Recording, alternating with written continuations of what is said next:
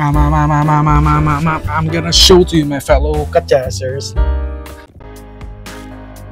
Hello, my fellow chessers.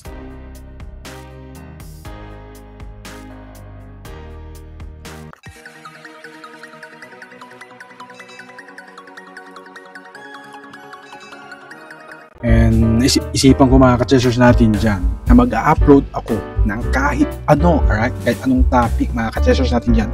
Unang-una hanggat nabubuhay ako, and pangalawa hanggat may YouTube. Siyempre mga ka-chessers natin dyan, paano nyo yung papanood kung ano YouTube, diba mga ka-chessers natin dyan? Parang yun yung pinaka-con ko. Ang tawag dito ay parang goal, parang ganun, hanggat may YouTube, alright? Mag-upload tayo na mag-upload na ilalagay natin sa 4K, alright? 4K quality para sobrang linaw. Unahan ko na kayo, hindi po ako perfect. I'm not a perfect. Anyway, so dito sa harapan natin mga ka-chessers natin yan yung Bible, right? Speaking of Bible, sana kung may Bible ka mga ka-chessers natin dyan, and kahit anong version yan, basta wag na wag mawawala yung King James Version. King James, basta King James Version, right? King James Version. Ito siya, yan. King James Version na Bible. English po siya. Kahit anong translation yun nandyan sa inyo, alright? Kahit anong translation dyan. And sana wag na wag kayong mawala ng King James Version or KJV, mga ka-chessers natin dyan. Bakit? Bakit hindi dapat mawalan ng version tulad nitong KJV?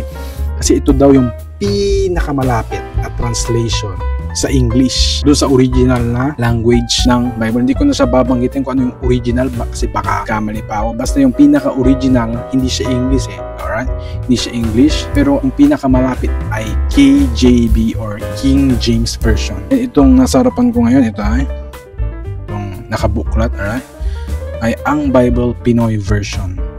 Tagalog siya na may English or tinatawag in short na Taglish. Right? Ka-chessers natin yan. And unahan ko lang ulit, hindi po ako perfectong tao. Right? Hindi po ako perfect. Hindi po ako perfect. Right? Ulit-ulitin ko, hindi po ako perfect. To God be all the glory lahat. Pinapaalala ko palagi na dapat may King James Version ka na Bible. Para kung sakaling nabasa mo na yung sa ibang translation tulad ng NLT or ESB mga ganon or NIV, basahin mo din yung sa KJV or King James Version. Bakit pa ulit-ulit na King James Version? Kasi yun daw yung pinakamalapit na version sa original na language ng Bible. Sabi ni Bible teacher ata yun Bible teacher. Basta yun, hindi ko nababanggitin, baka sabihin nyo meron akong pinopromote ulit. Alright? Basta Bible teacher siya, or in short sabihin na natin na pinag-aaralan niya din yung Bible, right? So ano tawag dito? Pisa na natin itong Luke chapter 16 verse 19. Pwede nyong basahin din dyan kung anong translation ang gusto nyo, basta ang pinaka-importante may KJV kayo ulit na, right? So ito, ang babasahin ko ay ang Bible Pinoy Version, mga ka-chessers natin dyan. So Luke chapter 16 verse 19. So sabi dito, ang mayamang lalaki at si Lazarus. Parang yun yung parang title niya doon sa pinakataas. So ito na, umpisa ko na yung sa 19. Merong mayamang lalaki na nakasuot ng mamahaling damit at sagana sa pagkain araw-araw. Nakahiga sa tabi ng gate niya ang pulubi, at tingnan nyo yung gate, di ba? Kung papansin nyo yung gate, English yun, di ba? English kasi nga Taglish. Share ko lang mga ka-chessers natin yan. Ulitin natin. Verse 19. Sabihin ko na lang kung anong verse na tayo, right? Verse 19. Merong mayamang lalaki na nakasuot ng mamahaling damit at sagana sa pagkain araw-araw. Verse 20. Nakahiga sa tabi ng gate niya ang pulubing si Lazarus na punong-puno ng sugat. Verse 21.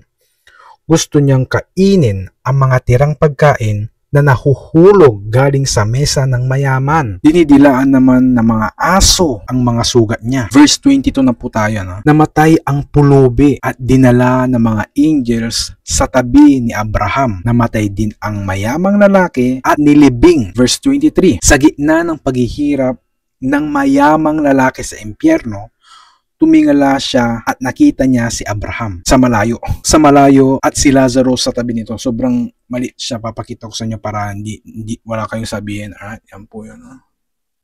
Baka sabihin nyo, anyway, tayo 23. Sa gitna ng paghihirap ng mayamang lalaki sa impyerno, tumingala siya at nakita niya si Abraham sa malayo at si Lazarus sa tabi nito. Saan na tayo? Wait lang, kasi sobrang 24, verse 24.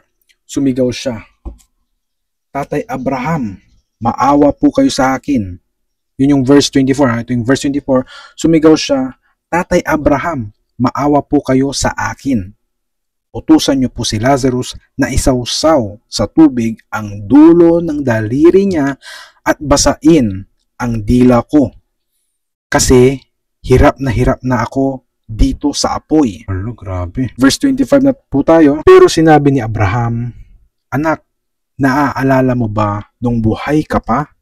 Tumanggap ka ng mga mabubuting bagay at masasama naman ang tinanggap ni Lazarus.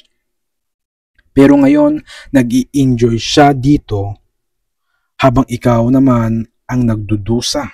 Yun yung verse 25 na, no? So, may sasabihin pala ako dito.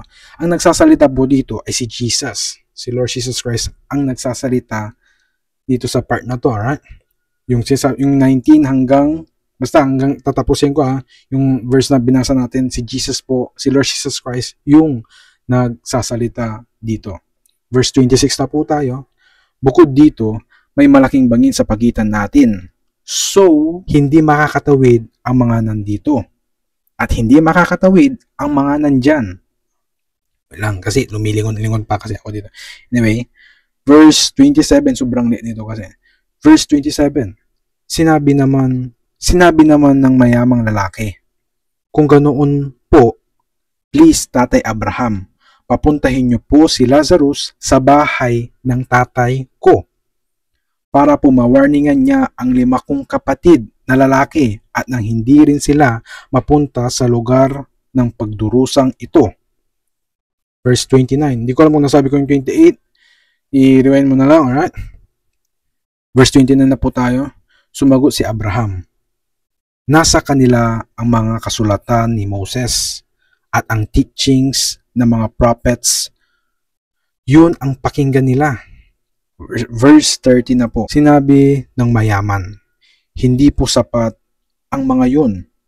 Pero kung magpapakita sa kanila ang isang patay na muling nabuhay, magsisisi sila at tatalikuran ang mga kasalanan nila. Verse 31, sumagot si Abraham, kung hindi sila makikinig kay Moses at sa mga prophets, hindi rin sila maniniwala kahit may bubangon pa sa mga patay.